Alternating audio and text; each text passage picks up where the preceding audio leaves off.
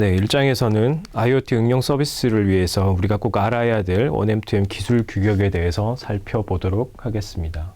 먼저 1M2M 표준화 현황에 대해서 살펴보고요. 여기에 나와 있는 기술 규격들에 대해서 살펴보도록 하고 가장 기본적인 아키텍처 참조 모델에 대해서 살펴보도록 하겠습니다. 먼저 사물 인터넷 표준화 기구입니다. 1M2M은 전 세계 지역별 표준화 개발 기구인 TTA, 엣지 등 이런 SDO들이 공통적으로 설립된 기구고요. 여기서는 산업별로 파편화되어 있는 그 서비스 플랫폼들을 하나의 공통된 구조로 만들기 위해서 표준화를 하고 있고요. 이렇게 공통된 서비스 표준화된 플랫폼이 나오게 되면 서로 이전의 서비스들도 쉽게 연동이 가능하게 됩니다. 그래서 이런 공통된 서비스 플랫폼을 만드는 게 이 표준화 기구의 목적입니다. 자, 조직도를 살펴보시면 일단 워킹그룹 1이 있는데요. 여기서는 유즈 케이스라든지 여러 가지 시스템에서 필요한 요구사항들을 정리를 하는 워킹그룹이고요. 이 요구사항들이 다 정리가 되면 이것을 구현하기 위한 아키텍처 그룹에서 아키텍처를 설계를 하게 됩니다. 그리고 아키텍처가 설계가 되면은 여기에 맞게 필요한 프로토콜들, 통신 규약들을 만들게 되고요.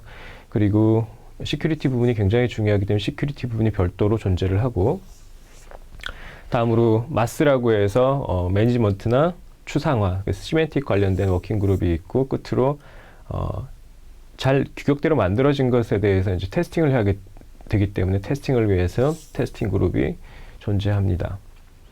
자, 2015년 1월에 이런 요구사항이라든가 용어정의라든가 아키텍처와 관련해서 10개 표준 규격이 이제 릴리즈 1이라는 이름으로 발표가 되었습니다. 자, 릴리즈 1 규격을 개략적으로 살펴보면 여기서는 주로 1M2M 플랫폼이 제공해야 될 공통적인 서비스 그룹 CSF라고 하는데요.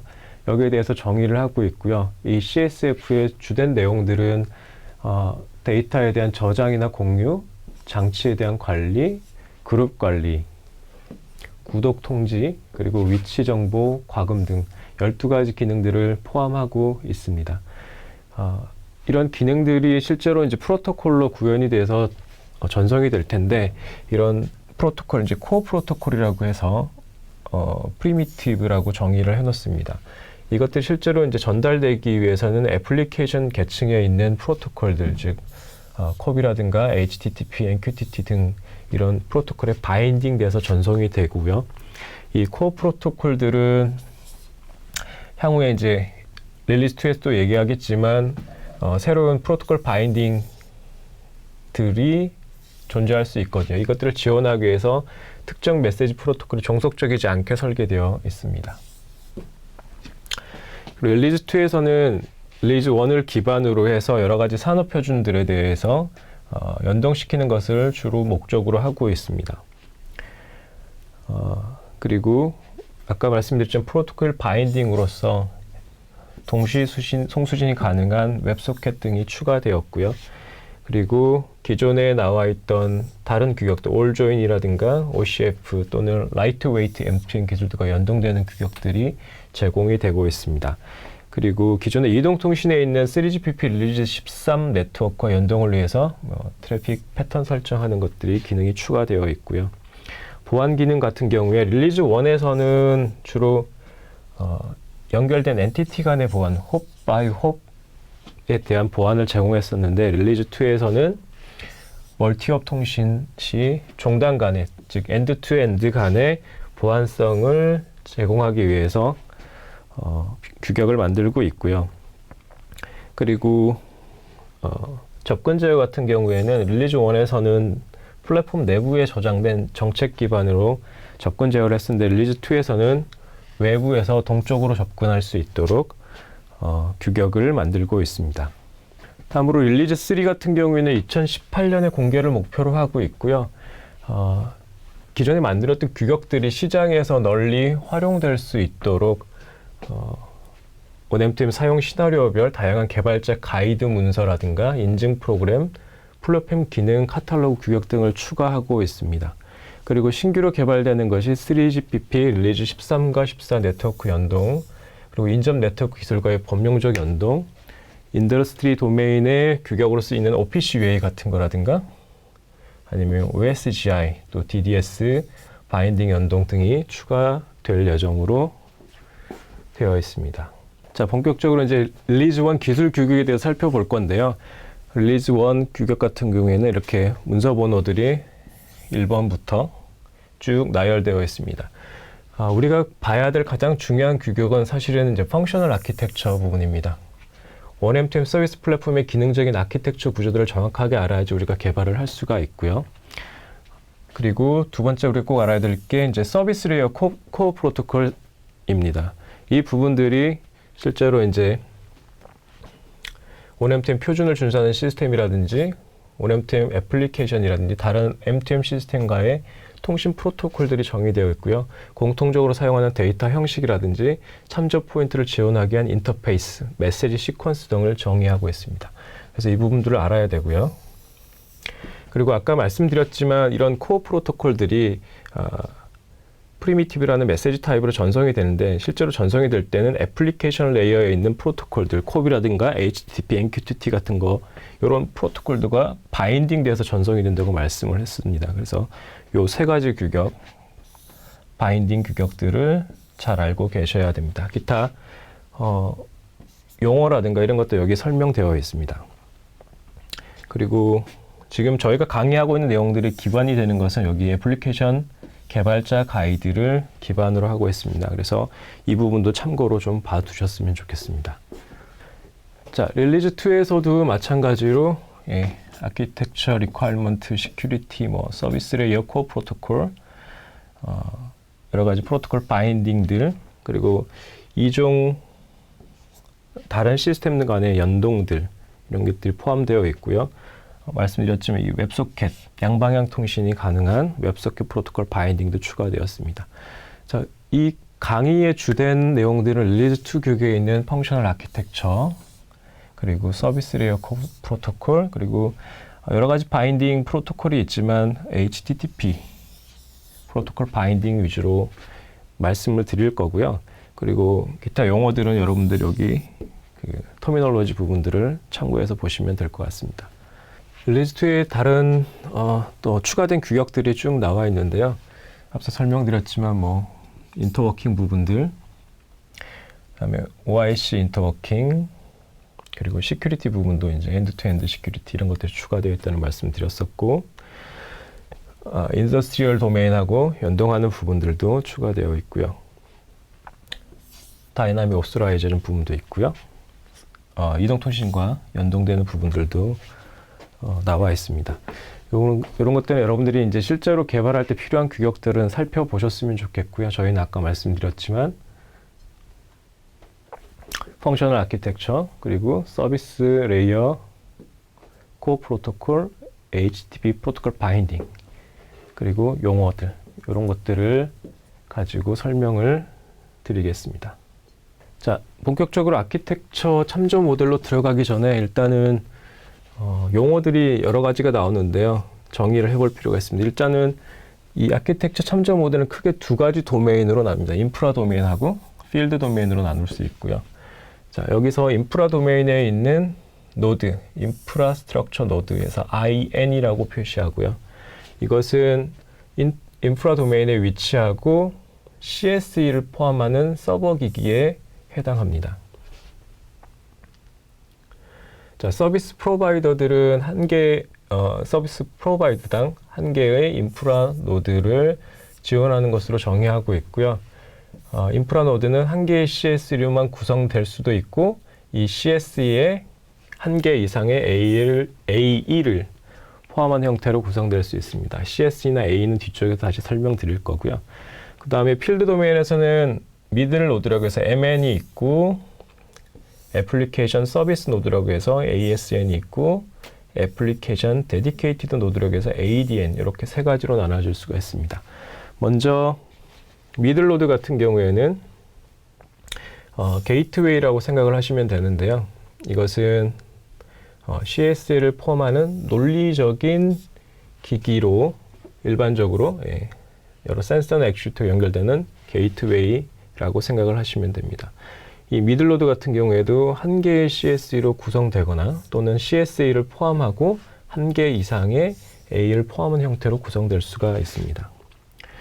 ASN 같은 경우에는 CSE와 A를 포함하고 있는 논리적인 기기를 뜻하고요. 한 개의 CS를 반드시 포함하고 한 개 이상의 A를 포함한 형태로 구성이 됩니다. ADN 같은 경우에는 CSE는 포함하지 않고요. A만 포함하는 형태가 됩니다. 자, ASN 같은 경우에는 M2M 디바이스들을 생각하시면 될 것 같고요. ADN 같은 경우에는 센서나 액추에이터 같이 리소스가 부족한, 리스트가 모자란 그런 장치, 기기들을 생각하시면 될 것 같습니다. 다음으로 엔티티에 대해서 말씀을 드릴 건데요. 이 엔티티가 세 가지가 있습니다. 먼저 AE가 있고 CSE가 있고 NSE가 있습니다. AE 같은 경우에는 M2M 서비스를 제공하기 위한 애플리케이션 기능을 포함하는 논리적인 엔티티를 말하는 거고요. 얘들은 식별을 해야 되기 때문에 유일한 식별자 AID를 가지고 있습니다. CSE 같은 경우에는 이 서비스 플랫폼에서 공통적으로 제공되어야 되는 서비스 기능들을 포함하고 있는데요. 컴퓨터 시스템에서 보면 이제 미들웨어 형태가 됩니다. A 같은 경우에는 애플리케이션이고요. CSE는 미들웨어라고 생각하시면 될 것 같습니다.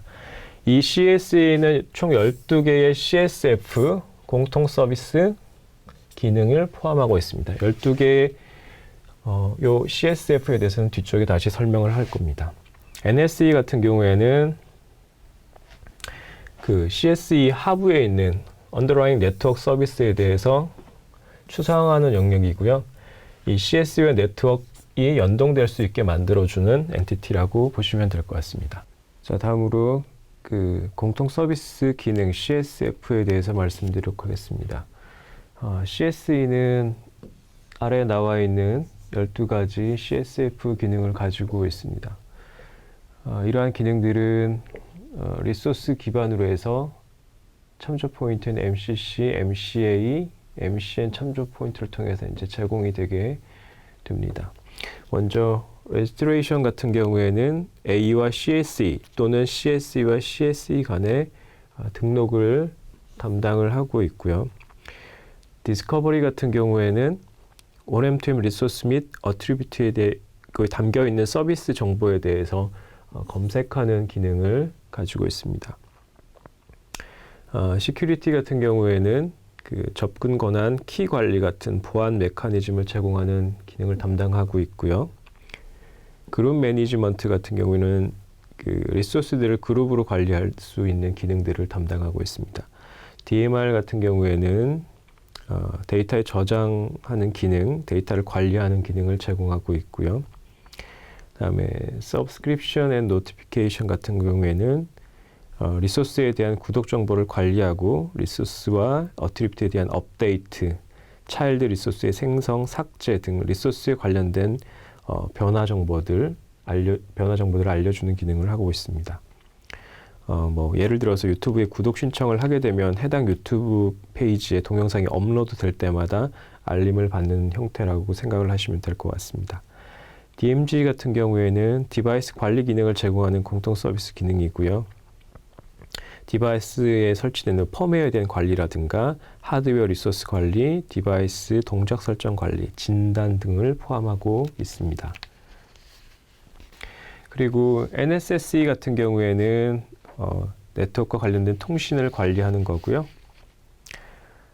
그리고 로케이션 같은 경우에는 그 A의 위치 정보 요청에 대해서 ASN이나 MN에 관련된 위치 정보들을 획득할 수 있는 기능들을 제공해 줍니다.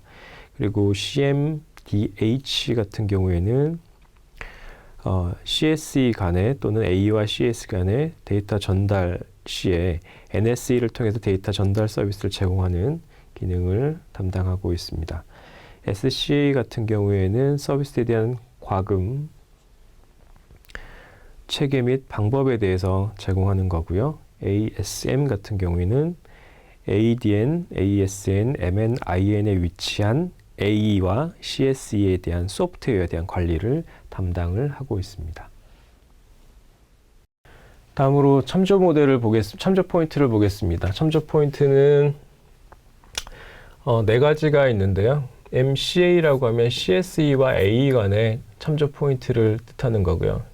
MCC는 CSE 간의 참조 포인트고, MCN은 CSE와 NSE 간의 참조 포인트가 되고요. MCC''은 서로 다른 서비스 프로바이더 간에 CSE가 있는데 그 CSE 간에 연동하는 것을 뜻합니다. 이 연결 포인트를 통해서 실제로 이제 각 엔티티 간의 통신이 이루어지게 됩니다. 아키텍처 참조 모델, 이제 간략하게 된 모델을 일단 보면 레이어는 세 가지가 있겠죠. 애플리케이션 레이어, 커먼 서비스 레이어, 네트워크 서비스 레이어가 있고요. 여기에 이전에 설명드린 애플리케이션 엔티티, 커먼 서비스 엔티티, 네트워크 서비스 엔티티 이렇게 세 가지가 존재를 하고, 인프라스트럭처 도메인에도 역시 AE, CSE, NSE가 존재할 수가 있습니다. 자, 여기에 보시면 AE와 CSE 간에 이 연결하는 참조 포인트가 MCA가 되고요.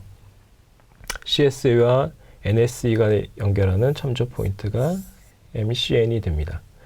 그리고 필드 도메인은 AE와 그리고 인프라 도메인에 있는 CSE와 연결을 할 수도 있는데요. 이게 똑같습니다. CSE와 AE가 연결되는 거기 때문에 MCA라고 표시를 하고요.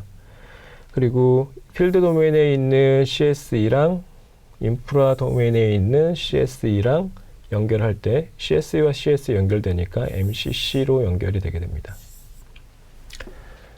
자, 그리고 서비스 프로바이더가 가지고 있는 한 서비스 프로바이더가 가지고 있는 CSE와 다른 서비스 프로바이더가 가지고 있는 CSE와 연결을 할 때 MCC''이 사용되게 됩니다.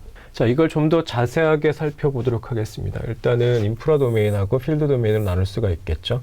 자, 인프라 도메인에는 IN, 인프라스트럭처 노드가 있고요. 얘는 말씀드렸지만 하나의 CSE로만 구성될 수도 있고 하나의 CSE의 여러 가지 인프라 노드 A들로 구성될 수가 있고요. 둘 간에는 당연히 참조 포인트가 MCA가 존재할 수 있고, 이 같은 경우에 네트워크하고 바로 연결될 수도 있기 때문에 MCN 인터페이스도 있고요. 다음에 다른 서비스 프로바이더들이 제공하는 CS와 연결할 수도 있기 때문에 MCC''하고 연결될 수도 있고, 인프라스트럭처 노드에는 또 A가 존재할 수도 있습니다. 이거 같은 경우에는 자, 여기 인프라 노드에 있는 INCSE와 INA가 이렇게 MCA를 가지고 연결될 수가 있습니다. 자, 인프라스트럭처 도메인 이렇게 구성될 수가 있고요. 필드 도메인 같은 경우에는 MN이 존재할 수가 있죠. 미들로드도 있고 ASN도 있고 ADN도 존재할 수가 있습니다. 여기서도 MN도 ADN, ASN 다 존재할 수가 있습니다. 자, 이걸 보시면 좀 재밌는데요. 일단은 왼쪽부터 볼게요. ADN, AE 같은 경우에 얘는 CSE가 없는 노드라고 했습니다. ADN 같은 경우에 AE만 존재하죠. 이것 같은 경우에는 게이트웨이를 거치지 않고 바로 어디로 연결될 수 있나요?